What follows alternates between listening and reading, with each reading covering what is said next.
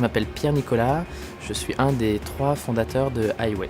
Highway, c'est un concept qu'on a lancé en juin 2008. L'idée, toute simple à la base, c'était vraiment de créer un lieu où on va permettre à des gens de participer à une expérience jusque-là inaccessible, c'est-à-dire de vivre l'expérience de la course automobile. On a 18 simulateurs de pilotage qui sont répartis dans 3 zones. On a une zone dédiée à la Formule 1, une zone dédiée au rallye et une zone dédiée au prototype endurance. On a créé tout un univers Highway dans lequel on retrouve un restaurant référencé au guide Michelin. On a également un spa en partenariat avec la marque 5 Monde et puis on a également 6 salles de réunion.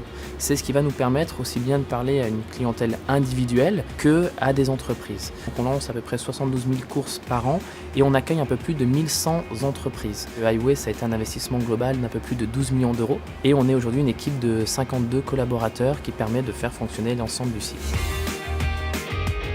Quand on a créé l'Highway, on a commencé par équiper la compta.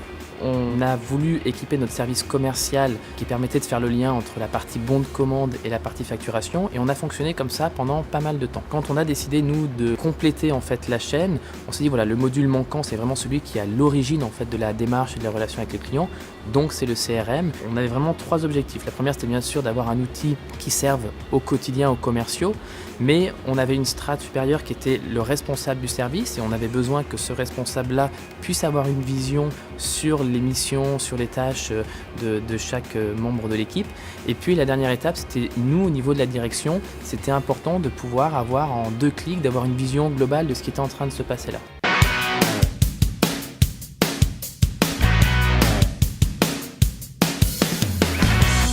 Nous avons fait le choix d'une solution CRM, déjà à travers un appel d'offres qu'on a lancé. On voulait avoir une solution ouverte dans laquelle nous on soit capable d'apporter nos spécificités et surtout de la faire évoluer. C'est pour ça qu'on a fait le choix de Yellowbox qui nous a été fourni donc par Dimo Gestion.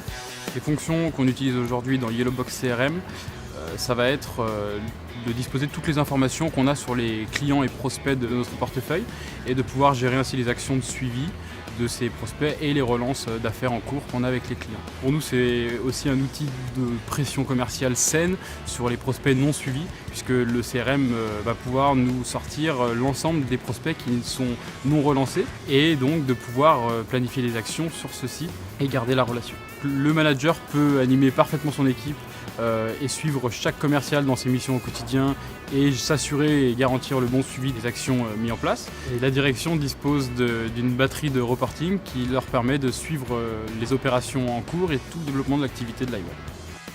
Aujourd'hui, on retrouve tout dans Yellowbox. Donc forcément, il y a un gain de temps qui est colossal, c'est-à-dire que dès qu'on va se retrouver à contacter un client, en un clic, on va déjà savoir, c'est la 4e fois que je suis en contact avec lui.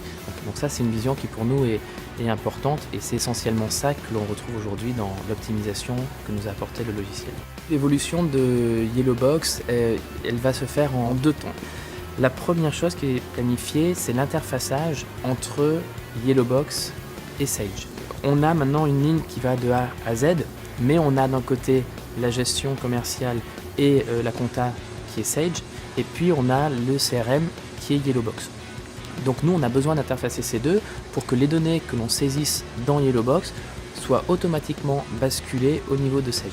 Et dans le sens inverse, dès que par exemple une facture est éditée, que ça renvoie automatiquement l'information à Yellowbox. Le deuxième axe, c'est qu'on a décidé de refaire un audit complet de l'ensemble de notre réseau. Mais on a beaucoup d'autres services qui eux sont encore sur un modèle un peu archaïque et on va commencer à regarder tous ces tableurs-là qui aujourd'hui servent à certains services, est-ce qu'on est en capacité de les intégrer dans la solution Yellowbox? Ça pour nous c'est un travail qui n'était pas prévu mais qui va être une opportunité assez exceptionnelle pour nous.